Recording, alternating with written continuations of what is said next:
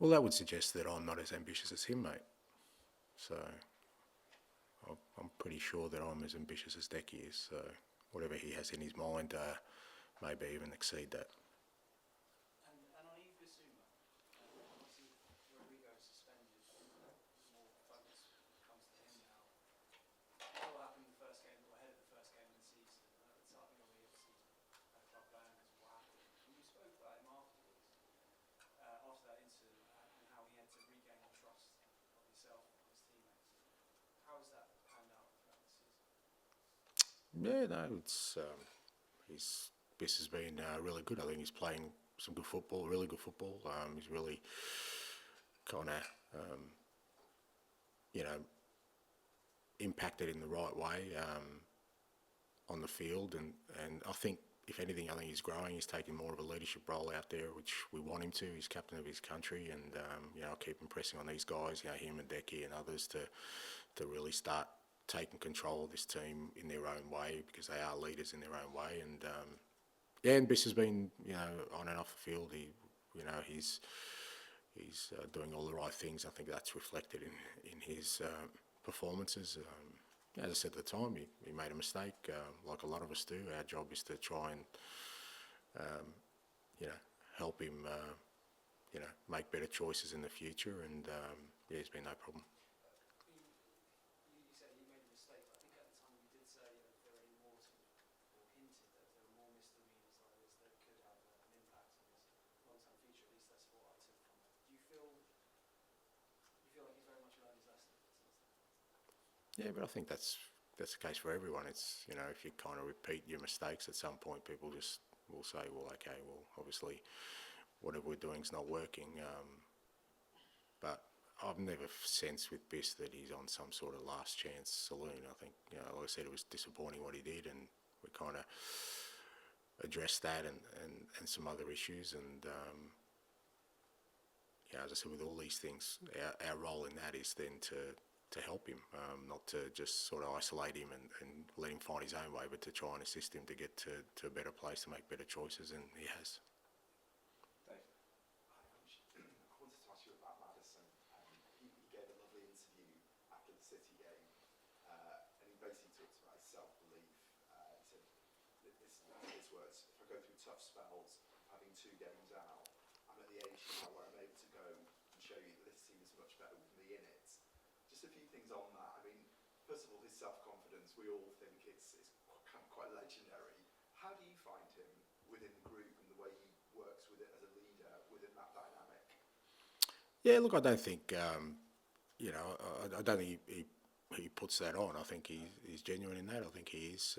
He does have an enormous self-belief, it's a great thing to have in life, we all sort of want to have that sort of, self-confidence in whatever area we're kind of involved in, and that comes through with the way he kind of talks and the way he trains and the way he plays.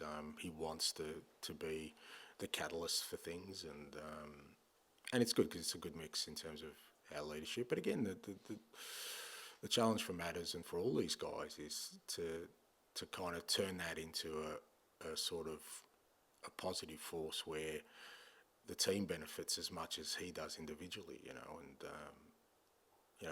I'm sort of trying to give room for this team to grow and the individuals within it to grow and make an impact, more of an impact on each other as much as themselves. And because there's probably guys in the team who would love to have Matters self-belief in their own game, and he can help in that area, and he was brilliant on the weekend. I think his season's been pretty decent. He had a little bit of a flat spot, but I think we did as a team as well. But he's in a good space. And how was he when he was out of the team for those 2 games? I mean, did he hide it, or was he just did he let you know about it? Oh, I don't know what you mean by let me know about it, but Just what I mean to say is, was he was obviously not happy. I mean, did he sort of talk? yeah, look, I get that, but I mean at the same time, not happy, but I'm not in the happiness business. Like they're all here to help us be successful, whether you're playing or not. Because sometimes when you come on for 10 minutes, you can help us change the course of our season. So for me, you're a member of this squad. No one's guaranteed anything. I don't say to players you're going to play 55 games. It's unlikely that anyone will do that. In fact, no one will. So if he misses a couple of games, he's disappointed. That's fine. What I'm looking at is when you do play, make your biggest possible impact, and that's what he did. And just finally, actually, no, I'll leave it at actually. Richie, to finish us off, please. And can you speak for Sunday, please? We did a play for Sundays last night. Oh, okay. Hi, Ange, Rob. I just want to ask, you spoke about the sheer number of games that they're playing and all that. I just want to ask, how physically demanding is it for the players, especially with that sort of Thursday, Sunday build-up over time, and how do you think your squad has actually handled that? Because maybe some haven't had that in the past. Yeah, it is a challenge for sure. Look, I like I said, where we sit right now, I think we've handled it okay, considering that the issues we've had. We've had sort of, at least Richie and sort of Wilson, who haven't really. So we're down on squad numbers straight away. They haven't really contributed much at all. So you're kind of two senior players down from your squad anyway. And then we've had along the way, then guys like Mickey or Romero at present, other guys who've missed games. So we haven't had a kind of the luxury of a massive squad, and we've put some big sort of tasks to younger players, 18-year-olds, 17-year-olds, and through that whole sort of sequence, like I said, we're in a decent position in all competitions, but it will challenge us between now and particularly the way we play as well. We do want to play sort of a high energy, high intensity game, which takes a lot out of you physically and mentally. So all these kind of things are the challenges we've got to face, and I think particularly, like I said, this period now between now and sort of Christmas, when hopefully we'll get a couple of players back, but we're not going to have a massive change in squad numbers.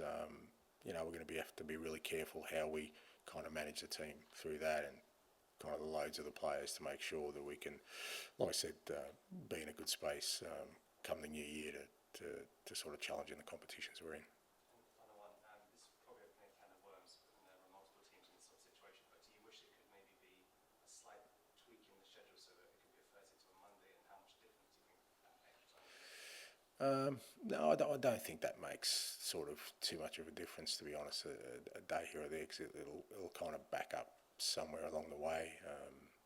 We're at this kind of mercy of broadcasters with that as well, and you kind of have to understand that it's not always going to be ideal in the way the fixturing comes out. But look, I sat here bemoaning the fact we weren't in Europe last year because of the lack of games, so I can't sit here now and say that we've got too many. Like I say, it's just a balance, and I do think that.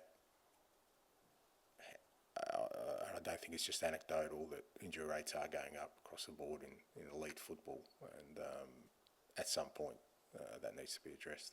Thanks and good luck. Thank you, guys. Thank you.